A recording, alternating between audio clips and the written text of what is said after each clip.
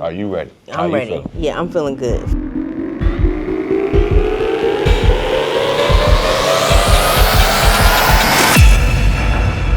Because we are rich from birth. Welcome to another episode of Rich from Birth, the podcast. Yeah. I'm so excited that you tuned into today's episode. Yeah. I am your host, Jessica A. Ross, Mrs. Jam Good, and of course, I'm accompanied by the awesome, the incredible Coach Rich. Wow. All right. If you are new here or returning, thank you so much for checking out Rich from Birth, the podcast. So, you know, we have 7 things that we say to ourselves because this is the room of requirements. We want you to step into a space that was made specifically for your mind to shift, for your understanding to deepen, and for you to discover the riches that you've been given from birth. That way. Yes, so we're going to start with 7 affirmations. Then we're going to dive into a topic, which is decisions. After that, we are going to slide in a commercial break because we have so many people that support and want this podcast to be a success. Finally, we are going to tap into the topic again with a call to action because we want to make everything that we present here tangible. We want to have a call to action so there's action behind it. We're going to end it with our favorite benediction from Napoleon Hill. And then, of course, we're going to close it with words from Coach Rich. Are you ready? For sure, though. Let's get to it. All right, I started the last affirmations. No, you started the last affirmations. So I'm going to start the affirmations. I'm going to do 4, you do 3. Okay, then. We do back and forth. All right, then. Well, let's get it. I am excited for this moment because this moment is mine for a reason. I am amazing. I am thrilled to be alive. I am the future. I am God's living breath breathed into me. I am as I am. I am so happy. Yay! All right, please have these affirmations or repeat or whatever affirmations that you really want to have as the basis of your life. This is one of the tools that really can help reframe your mind and your thinking. All right, but you ready? Because the one thing that can really help reframe your mind is decisions. Absolutely. Dun, dun, dun. Let's go ahead and get into your reference. Oh, me first. You first. Okay, then. Decision. So, my reference comes from, I mentioned him in one of the last episodes, my man Myron Golden, fellow business coach, entrepreneur, pastor, just a great guy. Shout out to Myron Golden. He said, a decision is final. A choice is optional. A decision involves cutting off all other possibilities and committing fully to a course of action. A choice, on the other hand, leaves room for alternatives, creating indecision and a lack of clarity. The word decision comes from the Latin word decidere, which means to cut off. When you make a decision, you cut off all other options. In contrast, when people make a choice, they often leave doors open, leading to hesitation and lack of progress. What you think about that? Man, the idea of the difference between a decision and a choice, because one of the things that I believe about life is so damn good is like you always have a choice. You know, because you have a choice of how you think, you have a choice of how you look at things, you have a choice of like what you define things as, like your definition of things. There's a choice that you can make. Absolutely. So the idea that there is a difference between choice and decision, Clear. and how Napoleon Hill decides that decision is one of the principles, not choice, you know, that makes me believe that decision is like a higher form of understanding for yourself what you want versus what you don't want. And also in making a decision and in the idea that you have to cut off things. Like I think that might be the scariest part to me about making choices. Wow. Or about making decisions. Because I think part of my hesitation is what I've cut off. Like the idea that now I've put an end to something. Not to say that I don't have faith that there could be new beginnings or new whatever, but like I have good is what it is. So I'd be going from good hopefully to better, or good and I know to better. Absolutely. Most certainly. Right. I do know that it's that, but it's also like the idea that the decision actually eliminates choice. Absolutely. Crushes it. There's nowhere they can live. They can't breathe here. You know what I'm saying? Leave the kids at home. You know what I'm saying? That's for them. But for the big women and the big boys out here, we decide. You know, we cut off any other options and we just clear cut on this. That's it. You know, and Think and Grow Rich, you got the story about the war general who he led his, you know I'm going. Yeah, we said it on one of the other episodes too, to burn the boats. For sure. But I was actually that general myself. When I decided to take a leap of faith and move to Atlanta, you know what I'm saying? Sleeping in my car, I made a decision to sleep in my car. I was already sleeping in my car where I was from, where all my family was from, where everybody supposedly loved me at. And it's like, okay, well, I'm sleeping in my car here where people supposed to be loving me at, and now I ain't getting no support. So I might as well go somewhere and sleep in the car where I actually want to be at, and I could potentially get more support. They say you get support from strangers, not the people who know you. So I'm like, oh, I bet. I took that leap of faith. Slept in my car. I kid you not, like the first maybe 5 days I had been down here, my transmission went out on my car. So it was like, oh man, that's a curveball. Wasn't expecting that one at all. I'm like, oh God, why'd you do me like this? Why? Now I'm crying and you know what I mean? Not real tears, but you know, now I'm complaining and you know what I mean? And bickering and ready to point a finger, but it was nowhere to point, you know what I'm saying? Because I made this decision to do this. So when I really assess and evaluate my situation, I'm like, I bet.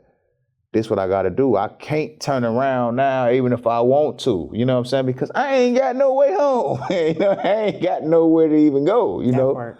So I gotta move forward. I gotta progress. I gotta elevate my situation. I gotta stand firm on the mission, and that's exactly what I did. And I'm so glad I did. And yeah, that all started from deciding. That all started from cutting off any other option. Like I'm not going backwards. I'm only going forward. This has to work, or this has to work. Period.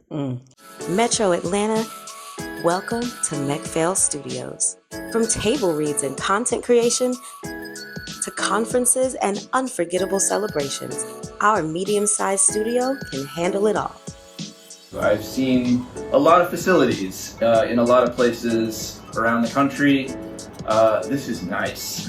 The space is beautiful. The best part of it is the owners. They are very friendly, very cooperative, and they're willing to work with you. McPhail Studios. Amazing. Absolutely amazing host. Made sure we had everything we needed. Great job. It was fabulous, from the food, the venue, the actual lighting. Thank you so much, McPhail Studios, for giving us the best party ever. We had an amazing experience. 5-star venue. This year, we celebrate 10 years in business. See you soon at McPhail Studios.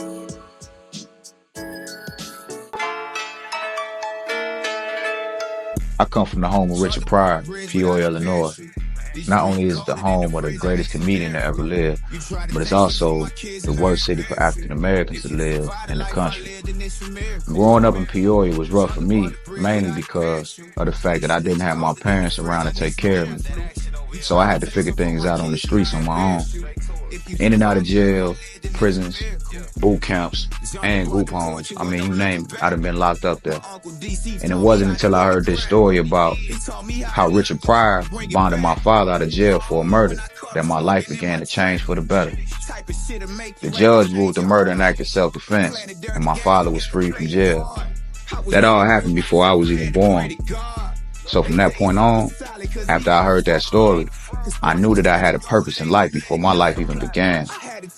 Before I ever set foot on this planet, before I ever touched a dollar, I was already rich.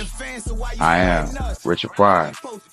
You know, I think while you were talking, because of how finite and how like big in my head, I think like making a decision is like, it feels like you marry it. You definitely do. You marry it. And so like the idea of this is a commitment.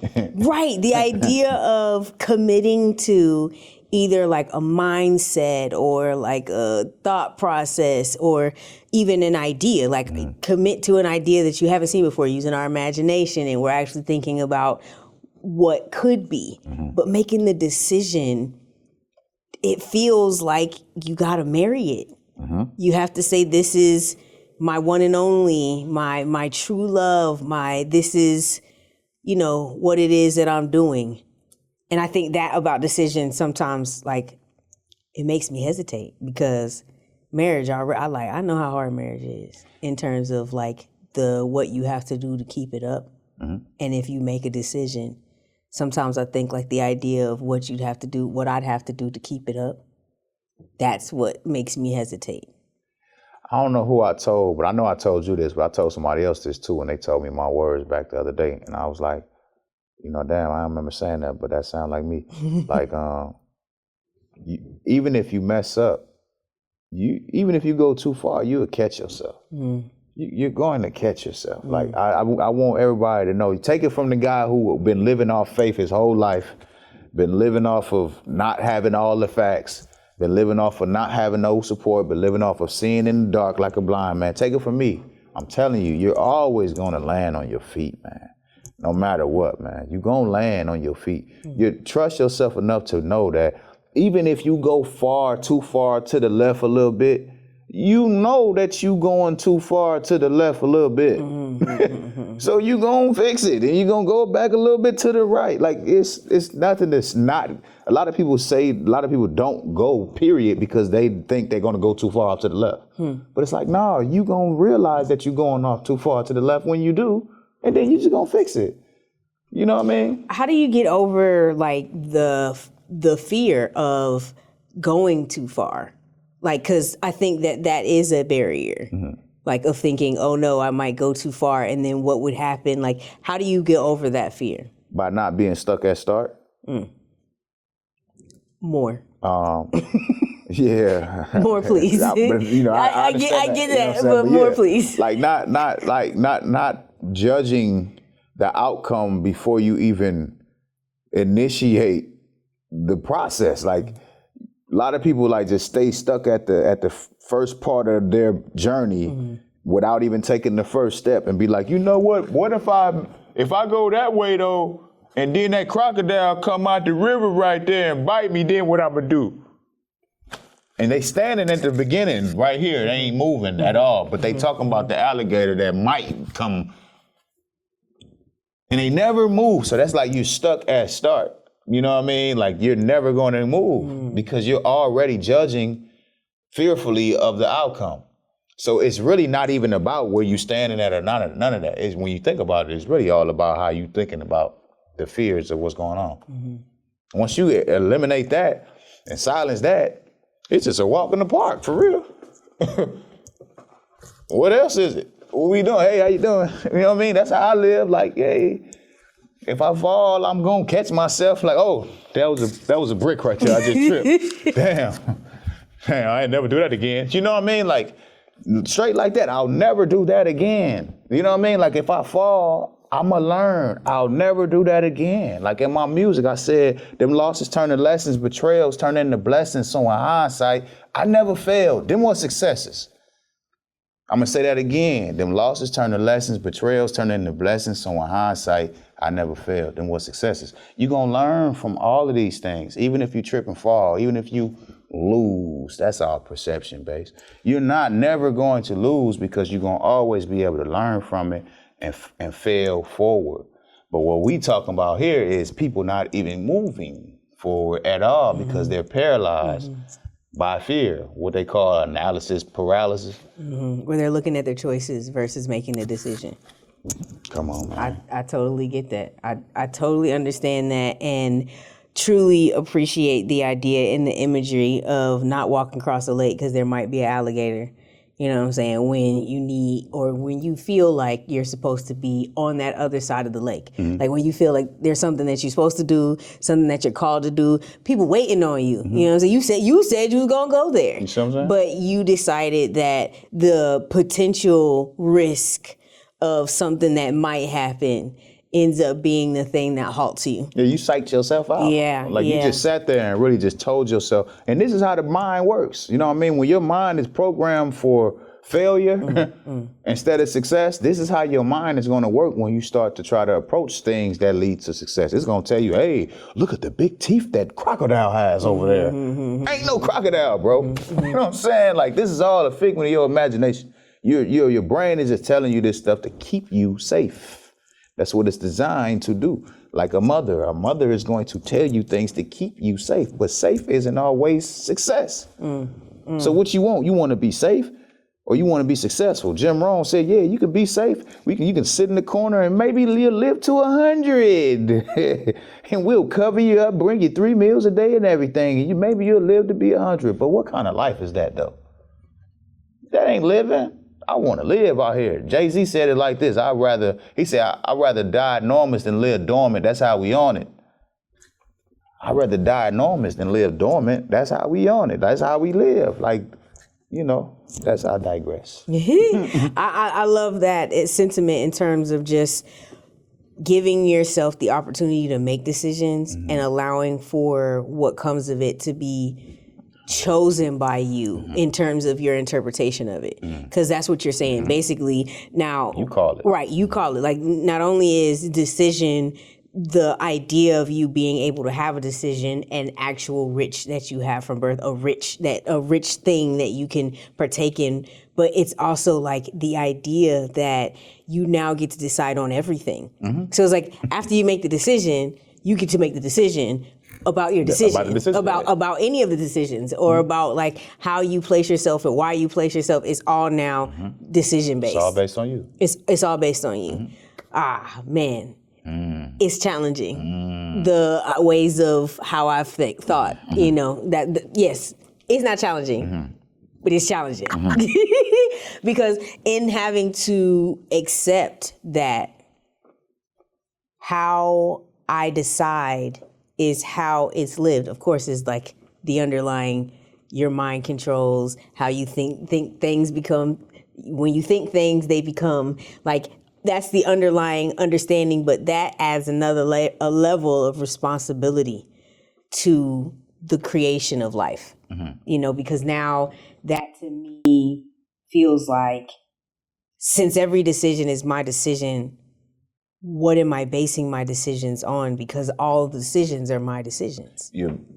Can I answer that? Yes. You're basing your decisions on the vision that you have of your richer self, is what I tell my clients. You have to have a vision of your richer self and let that dictate every decision you make, every step that you take. And the more that you do that, the more you're going to wake up one day and be like, damn, I'm living in my richer self. I love it here. You see what I'm saying? And you're going to look back at your prior self and say, man, tough. That's tough. You see what I'm saying? Like, I don't know how I was even living like that. Yeah. When I look back at my old self, I don't even know how I was living like that. I showed some pictures to somebody I know the other day about, you know, when I was in the streets or whatever. And they was like, man, that doesn't even look like you. And I said, because it's not. Like, I'm looking at you right now, and I'm looking at these pictures. It's like, I can't even identify with you. I said, yeah, I know, me neither. I'm so proud of you, thank you. You see what I'm saying? But that's what it is. You have to really have that vision of what your richer self, your highest version of yourself look like, and let that dictate all your steps right now. So ultimately, you'll be living as your richer self. I love that. I love that. I love that. Are you ready for my reference? Yes, ma'am. Okay. The real test of whether or not you have reached a conviction is that your mind accepts the idea completely and cannot conceive of the opposite. You must believe what you want to believe. And when you do, you have really impressed your subconscious mind. Then your subconscious will respond accordingly. There is an infinite intelligence operating in your subconscious mind, which responds to your conscious mind, thinking, and imagining. You must come to a definite decision in your conscious mind. You must decide what you want to know, and then trust the deeper mind to answer you. When you turn over your request to your subconscious mind, you should do so with the absolute conviction that it has the know-how of accomplishment, that it will respond to you according to the nature of your request. The Bible says, "Ask, and it shall be given you. Seek, and ye shall find. Knock, and it shall be opened unto you. For everyone that asketh receiveth. He that seeketh findeth. To him that knocketh it shall be opened. Or what man is there of you, whom if his son ask bread, will he give him a stone? Or if he ask a fish, will he give him a serpent?" Here the Bible tells you that when you ask for bread, you will not get a stone, but rather the embodiment of your request. Keep on asking, seeking, and knocking until you receive a response from your subconscious mind, the nature of which is responsiveness. Become enthusiastic. Feel and know that there is a solution to every problem, a way out of every dilemma, that there are no incurable conditions. Absolutely. Yeah. So what does that bring up in you? Just the privilege, you know what I'm saying? The privilege that I have to have the access to the Father. You know what I'm saying? Like, I'm his son and he just ready to give me whatever I ask. I got that privilege. Like, that's why I'm like, thank you. You feel me? Like, a lot of people don't understand the access that they have, man. And I do. And I'm just thankful. That's what it brought to my mind. Mm-hmm, mm-hmm. The reason why I use that as my reference is because decision also comes with like a level of commitment that in making a decision, you almost have to put everything behind it. Like, you have to put your faith, your believing, your actions, your supposings, your assumptions. But ain't this what you want? Well, I mean, right. See what I'm saying? So it is that, you know, it is fully leaning in to what it is that is the decision. And I think sometimes like I used to get stuck on the idea that I had to be very specific in my decisions. Like, I know like the end all be all of plans.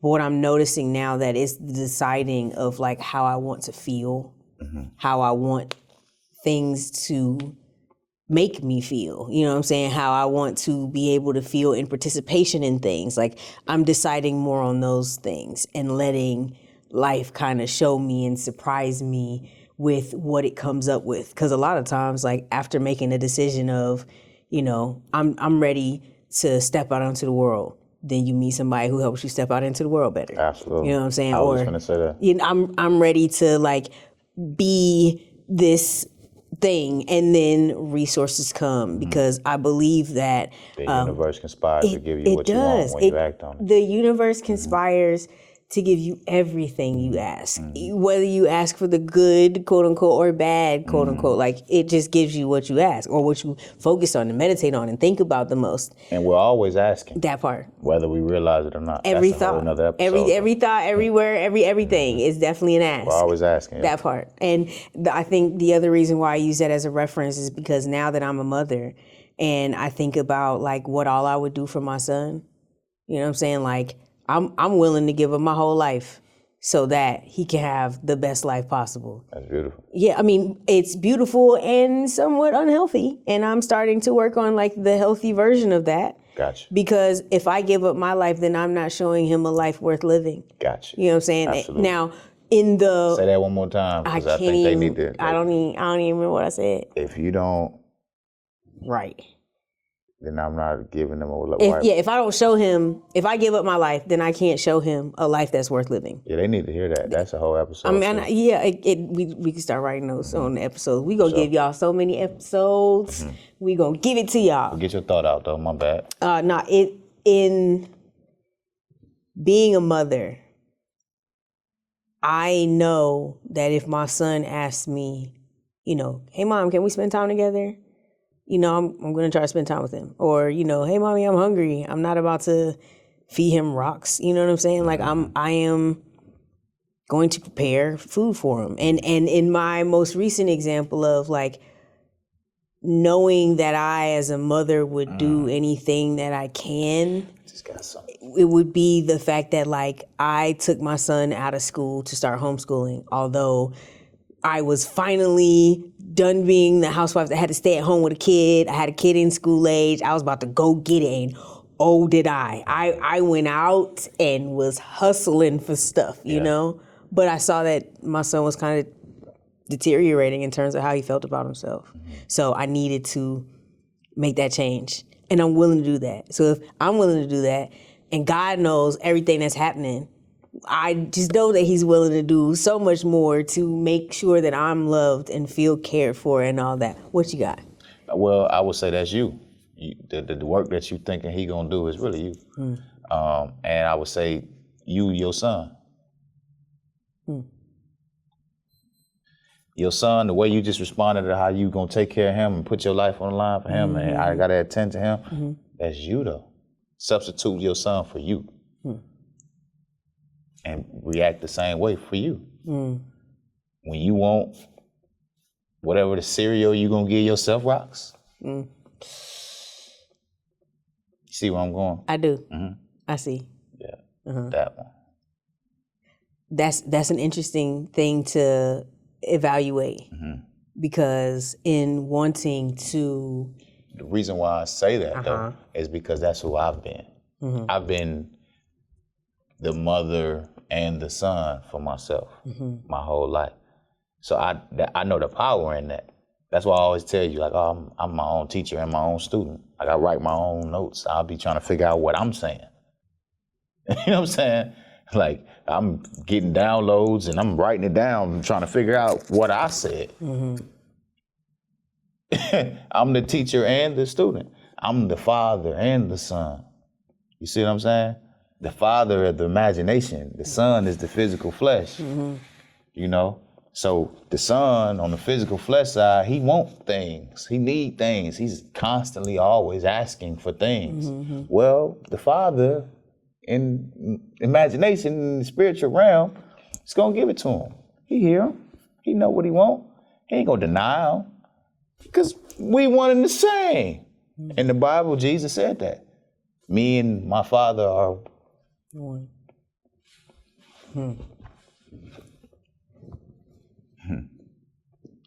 So I don't know about y'all. But sometimes when I get information and I know it's a call to upgrade my life, it takes me a moment. So we'll be back after this commercial break.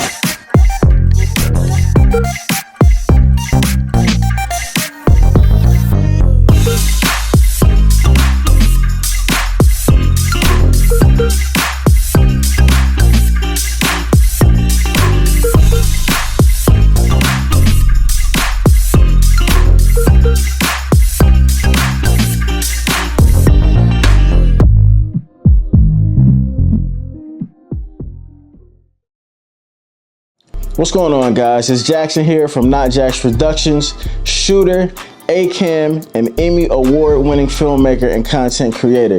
I'm here because I just want to let everybody know that we are in Atlanta shooting for the top entrepreneurs and business owners within the area. Just last year in 2024, we accumulated over 24.2 million views for the clients that we shot content for. So if you're looking for your content and your impressions to skyrocket, come holler at us, man. Not Jax Productions. And we shoot a wide array of content, obviously ranging from documentary film, short film, events, reels, conferences, conventions, behind the scenes, day in the life, you name it, we shoot it. We pride ourselves in not only being able to shoot clean and crispy footage, but more importantly, we love to be able to tell someone's story better than anyone else out there. So don't wait till you become famous to tell the world your story. NotJaxProductions.com.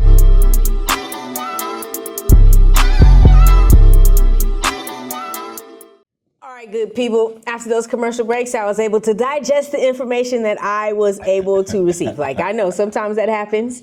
You know, there's a whole lot of information coming at you quick. It's coming quick. So you guys relax. You guys slow down a little bit. Slow down. I got you. Yeah. I got you. Yeah. But it's okay, because a lot of times when getting this kind of depth of information, be okay with taking notes. Be okay with writing it down. Be okay with sitting on it for a bit. Be okay with like pausing it, stopping it, rewinding it, and watching that back again. Because, you know, sometimes it happens like that. I do it all the time. Yeah. And we're so excited that you have tuned into today's podcast. Make sure that you like, subscribe, and share with somebody that you know would care.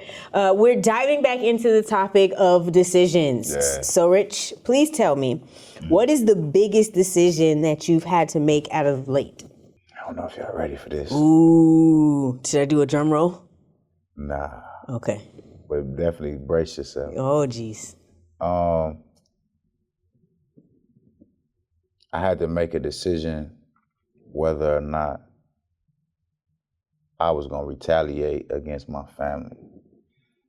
One of my cousins put a gun on my face, and I had to make a decision whether if I was going to do something or not. And I chose not to do nothing because I saw it as like a call, a cry for help. You know, I see myself as an eagle, but one thing about eagles, you got the snakes on the ground that want them to come back down and be on the ground level with them, you know, because you may have been there before, or they may identify you down there, you know, but they never knew you had wings the whole time, even when you was down there. You may not even knew you had wings the whole time while you was down there. So when you realize you got those wings and you start taking flight, only way they can reach you to pull you back down is by inflicting some type of pain or, you know, or distracting you. So that's what I look at it like. I just look at it like, you know, this is just a cry to come back down, man. You know, come back down here, man. You're leaving us. When I ain't leaving you, you know what I mean? I ain't leaving you, man. I'm just being myself. And yeah, it was a hard decision that I had to make because I couldn't sleep. I couldn't sleep. I literally had people like around me at that time, making sure that I didn't leave the house. They made sure that I didn't go anywhere. Like, I couldn't move, you feel me? And that helped me to decide and get my mind together when I was in an emotional state. But yeah, you asked me, man. Look, this is about exposing how we've noticed the riches that we've been given from birth, how we've utilized the riches that we've been given from birth, and then wanting to give our audience opportunities to also participate in the riches that they've been given from birth. Like the understanding that decision making and having decision making being one of their strongest suits. Like now you could put on decision making as one of those new suits of power, that rich man suit that you can wear when you go out. You know that you can make decisions. I was going to do a follow-up question is like, how did you know that you made the correct decision in that moment or in that exchange? Well, I kept going up. I kept going up, you know what I mean? And they were, you know, from afar, I saw them on social media putting statuses about her, man, I'm gonna kill myself. So, you know, to me, that was more confirmation. I've seen this before. Oh yeah, I've seen this in the capacity where, you know, you don't mess with God chosen people. You know, when you mess with God chosen people, I've seen this is usually the crumbs that it leaves in the end. These people either die, God forbid, you know what I'm saying? They either die playing them games or they just want to die. You know what I mean? They wish they did die, you know? And that's unfortunate for them. But yeah, that's how I knew I made the right decision, you know what I'm saying? Because I don't want to die, I want to live. I want more life and more love, you know what I'm saying? I just want it all.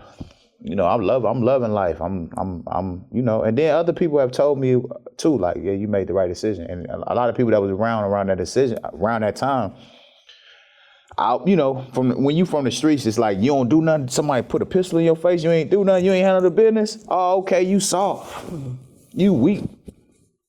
But, you know, I thought that may have been the backlash from behind me not doing nothing or making that decision to not do nothing.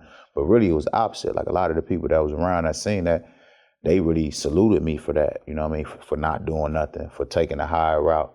You know, and I never spoke about it. I never put it on social media, never made no big thing about it. My family don't really even know about it as much, you know what I'm saying? They ended up finding out about it, but it wasn't for me, you know, so it's just, I got more respect. And that remind me of this guy I met one time. I was locked up. His name was Trap. He was a real spiritual dude. I really don't even think he was an inmate at this point. I think it was all a figment of my imagination. But anyway, he told me, like, man, told me a lot of things. First, he told me I had fame. Fame means the force for attractive magnetic energy. I was like, wow, bro. Wow. You might be onto something with that. Then he told me, hey, man, did you see? He was like my guardian angel while I was locked up. It was crazy. He was like, man, did you see this dude walking past you? They steady walking past you while you sitting right here. I'm like, nah, I ain't even paying no attention. He's like, yeah, bro, it's dude right there. He keep walking past you and kind of like standing over you. He was like, man, don't even pay no attention, though. I got you. I'm watching. I say, damn, that's crazy. I'm like, I'm just over here doing my thing. I ain't even paying no attention. He's like, yeah, bro, but you got to understand they call silent attacks. He say, it's a silent attack. It's a subtle attack. They walk over you. They do certain things that you don't even see as an attack for real. But that's what they're doing in their mind, in their body, in their spirit. They feel like they're attacking you. You know what I'm saying? You have to pay attention to stuff like that. But he told me this. He said, every time, it's all designed to make you pay attention to it. It's really a ADD. I really realized that, like, a lot of our people suffer from ADD, especially the men. But it's ADD. It's an ADD response. Look at me. He really wanted me to look at him, just like my cousin. Look at me. Please don't leave. You know, they'll pull a pistol on you just to get you to not go. Leave.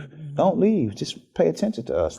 But he told me, he said, man, every time you don't feed into the attack, you illuminate. You go up. You level up every time. You get more power every time. So let them do them. Let them do them. And never respond. Never do that. Another reason why I knew I was right. A homeless dude walked up to me. I told you I rock with the homeless people. The homeless dude walked up to me and told me out the blue. He said, "Don't respond. Don't retaliate. Don't do nothing." This is what he said. He didn't say hi. He didn't say how you been, how the kids. None of that. He walked up to me and said, "Hey, what's up, Richard?" That's what he called me. Hey, what's up, Richard? Say, man, don't do nothing, man. Don't do it. Don't even do it. He said, just let them have it, man. That's them. That ain't you. Don't do it. Just keep doing you, man. That's beautiful that you got all those confirmations from a big decision that you've made. When it comes to decision making, I know that writing down what you've decided helps keep you honest. It helps keep you to what you've said. Just like, you know, we have contracts. The reason why we have contracts is because now it's in black and white. You can't say I'm feeling no type of way because it's like, nah, this is what it says in black and white. And when we can make a decision and in black and white tell ourselves what we're looking for out of this decision, what we're looking for ourselves to be or become out of this decision, that can help us really solidify a decided self that we bring to this next stage of life. Talk to the audience about maybe some ways that they can make tangible the idea of making decisions for themselves. Documentation beats conversation.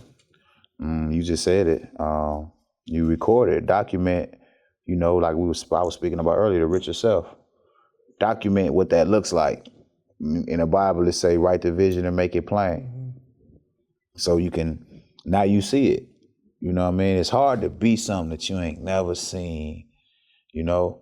And the best way to see something that you ain't never seen and that's not around you is to draw it up. And you draw it up with your words, you know what I mean? So basically what you saying, write it down, document it, Look at it, recite it to yourself every day, visualize it. How does it feel? How does it smell? How does it taste? How does it look?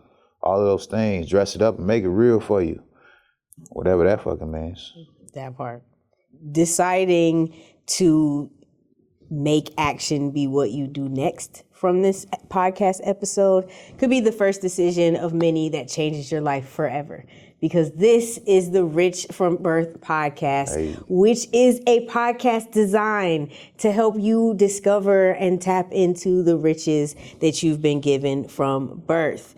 We are going to end it with our benediction by Napoleon Hill. For sure.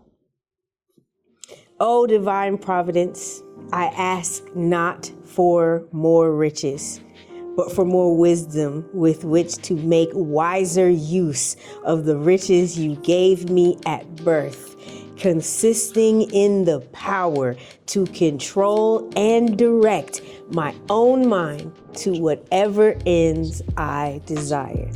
Amen. All right, Rich. So it is. Close us out. You know, me, myself, I'm a gold miner. You a gold miner. We mine for gold out here. But see, the gold is not in the earth because more gold has been mined from the mines of man than from the earth. So do not go to the earth to mine the gold. Go to your mind and mine yourself for all of the gold that's inside of you because we are all rich from birth. Bow.